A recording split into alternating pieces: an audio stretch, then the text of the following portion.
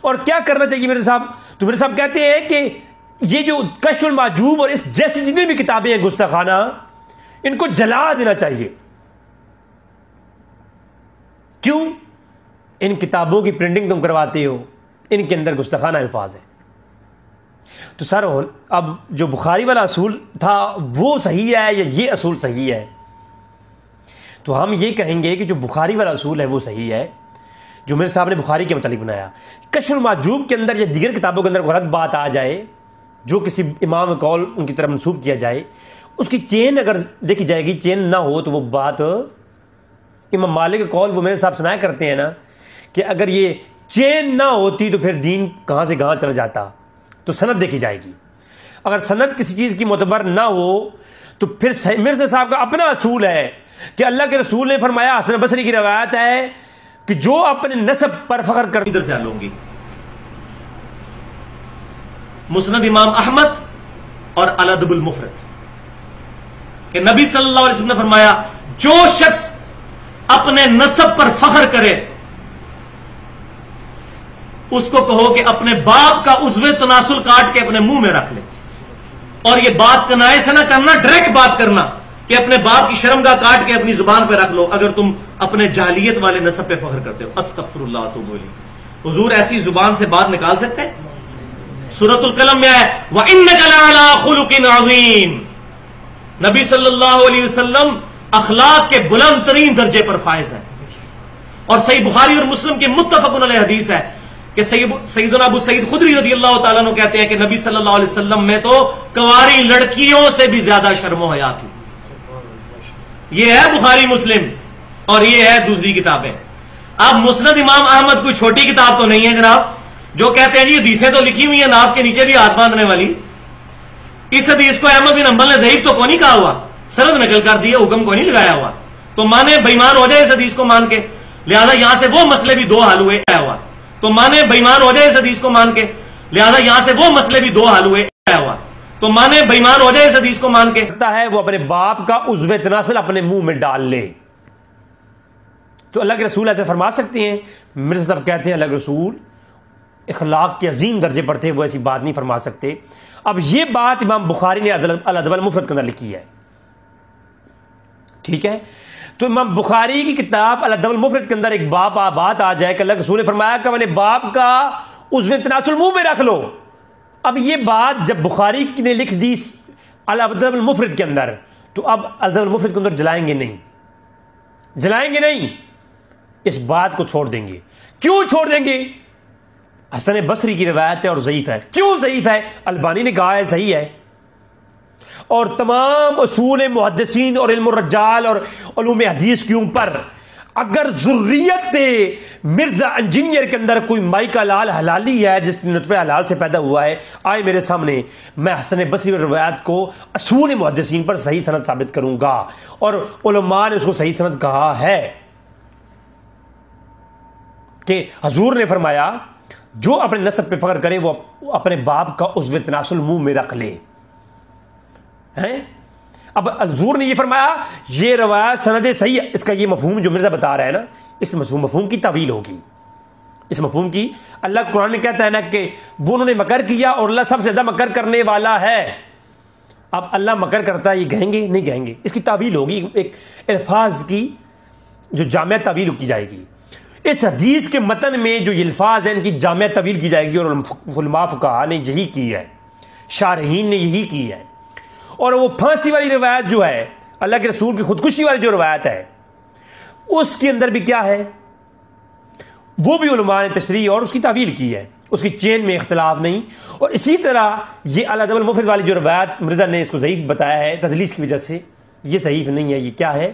اس کو البانی، جن کو مرزا صاحب کہتے ہیں نا کہ آئن سٹائن، مرزا صاحب کیا کہتے ہیں؟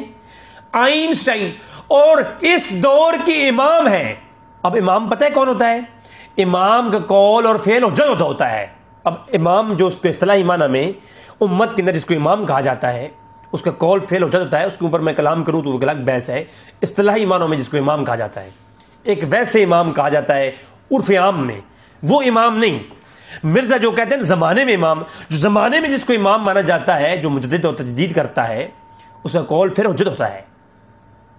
جیسے کہ میرے صاحب نے کہا کہ عبداللہ بن محمد بن عبد الوہاب نجدی، جو عبد الوہاب نجدی تھا وہ مجدد تھا.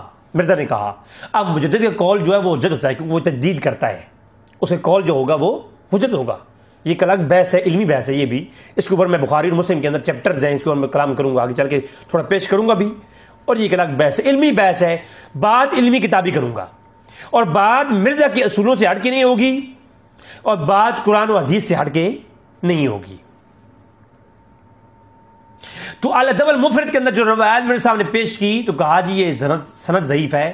تو یہ جو روایت ہے یہ گستاخانہ ہے کہ اللہ کے رسول ایسا نہیں فرما سکتے. اللہ کے رسول کی طرف یہ جھوٹ منسوب کیا گیا ہے. جو اللہ کے رسول کی طرف جھوٹ منسوب کیا جائے بخاری کی کتاب میں تو اس کو جلانا نہیں چاہیے. وہ بخاری ہی کی کتاب ہے، اس کا ادب بھی ہے اور اس کی رسپیکٹ بھی ہے. بس ایک روایت اور ایک قول کو نہیں مانیں گے. لیکن جب یہ بات المعند المفند کے اندر آ جائے تو پھر کیا کرو؟ یہ گستاخانہ ہے، اس کو جلا دو، اس کو جناب یہ کر دو. یہ بات امام احمد رضا خان فاضل بریلوی کی کتاب ملفوظات میں اگر کوئی بات آ جائے جو بسند ہو، جو منسوب اللہ کے رسول کی طرف ہو لیکن اس کی سند نہ ہو، تو بے سند روایت اگر امام احمد رضا خان نقل کرے یا المعند المفند کے اندر علماء دیوبند نقل کریں، وہ گستاخ بھی ہیں، ان کی کتابیں بھی جلا دو، اور وہ ملا بھی ہیں، وہ ساری تنقیدیں ان پر ہیں. لیکن جب وہ بات امام بخاری نقل کرے، جب وہ گستاخانہ ہو، اور ایسی کئی اور باتیں جو میں خدا کی قسم پیش کروں، کتابیں بھری پڑی ہیں بخاری اور مسلم جن کو مرزا کہتے ہیں، صحابہ کرام سے روایت ہیں وہ باتیں. تو وہ جو باتیں صحابہ کرام نے روایت کی ہیں بخاری اور مسلم میں ہیں، اگر وہ میں پیش کروں تو مرزا صاحب کیا کریں گے؟ کہیں گے جی نہیں یہ باتیں غلط ہیں، لیکن یہ کتابیں غلط نہیں ہیں، ان کے مصنفین غلط نہیں ہیں. ایک بات ہے بے سند ہے، لہذا اس کو ترک کر دینا چاہیے. تو میں کہوں گا میرے صاحب دوغلی پالیسی یہ اختیار نہ کریں، حلالی بن جائیں، اور جو ذریت کو بھی یہی آپ دعوت دیں کہ کتابوں میں اگر غلط بات آ جائے تو وہ غلط بات کا ڈیفینڈ نہیں کریں گے، بلکہ کتاب کا ڈیفینڈ کریں گے. کتاب وہی ہوگی، مصنف بھی ہوگا، لیکن اس روایت کی سند دیکھیں گے. تو ایک تو یہ بات ہو گئی. اب جو ہے میرے صاحب نے جو پہلا اعتراض اس ویڈیو کے اوپر کیا وہ یہ کیا، میں آگے چل کے ساری آج مرزا کی ویڈیو کا جواب دوں گا انشاءاللہ. میرے صاحب کہتے ہیں جی علماء دیوبند کا پہلا جو ہے نا وہ عقیدہ وہ یہ ہے کہ بزرگان دین جو ہیں ان کی قبروں سے بھی فیض ملتا ہے اور سینے سے بھی فیض ملتا ہے. تو یہ سینے سے فیض کیسے ملتا ہے، اس نوعیت کے اوپر مرزا نے اعتراض کیا. اب عقیدہ پیش کیا اور اس کی نوعیت کہاں سے اخذ کی؟ اپنی عقل پر، اپنے قیاس پر. اور مرزا تو کون ہے؟ اور جب امام اعظم ابو حنیفہ اور صحابہ کے فہم اور استدلال اور اجتہاد کو تو غلط کہتا ہے، جب امیر معاویہ کا اجتہاد مع الفارق اور گناہ پر مبنی ہے، تو مجھے بتا تیرا اجتہاد ثواب کب سے بن گیا ہو جاہل؟ اور جب امام سیوطی، امام اعظم حنیفہ، امام مالک، امام شافعی اور دیگر بزرگان، امام سبکی اور بزرگان دین اور بڑے بڑے امام عبد البر، امام منذر اور بڑے بڑے ائمہ مجتہدین جو بزرگان دین ہیں اور امت میں جن پہ اجماع ہے، اور میں بخاری کے اندر ایک پورا چیپٹر ہے، بخاری نے چیپٹر قائم کیا کہ حضور کی امت میں علماء جس پہ جمع ہو جائیں اس کا پکڑنا حجت ہے. یہ بخاری نے کتاب العلم کے اندر چیپٹر قائم کیا ہے، اور وہ میں بحث الگ سے کروں گا انشاءاللہ کہ امت کے علماء اہل سنت جس پر جمع ہوئے اور علماء نے جس کا اتفاق نقل کر دیا اور اس کے مخالفین کی تعداد بھی علماء کی کم ہے، تو اجماع جس امت کا علماء کا جس پہ ہے وہ اجماع ہو گیا، وہ اجماعی بات لی جائے گی. یہ مرزا نے بخاری کے متعلق کلپ اپلوڈ کیا، کہا کہ بخاری پر امت کا اجماع ہے. یہ اجماع کس نے نقل کیا؟ کس نے نقل کیا؟ جیلم کے اندر مرزا کے باپ نے نقل کیا ہے؟ نہیں، پوری امت میں بخاری کے اوپر اجماع سب سے پہلے یہ آج سے 600 سال قبل امام ابن صلاح شاذوری نے کیا ہے. تو مقدمہ ابن صلاح کے اندر امام ابن صلاح نے جو ہے اجماع نقل کیا بخاری کے اوپر تلقیہ بالقبول کا. تو بخاری سب کے ہاں اجماع بن گئی اور آج مرزا بھی یہ اجماع پیش کرتا ہے. اگر بخاری کے لکھے جانے کے بعد حضور کے بعد 200 سال کے بعد کتاب لکھی گئی بخاری، اور بخاری کے 400 سال کے بعد ایک امام گزرا اور اس نے اجماع نقل کیا، اور وہ اجماع مرزا کے پاس ہو گیا حجت. وہ کیا ہو گیا؟ حجت. اور پوری امت اس حجت کو قبول کر رہی ہے. اور اگر جو مرزا نے اعتراض کیے ہیں سارے عقائد پر میں علماء اہل سنت کے اجماع پیش کر دوں تو مرزا کیا کرے گا؟ اور اس پر قرآن و حدیث ہے، قرآن و حدیث بھی آگے پیش کروں گا میں. ٹھیک ہے؟ عقیدہ ہم بزرگوں کے قبروں اور سینوں سے فیض لینے کے قائل ہیں اس طریقے پہ جو خواص کو معلوم ہے. تو پہلا اعتراض یہ کیا کہ یہ جو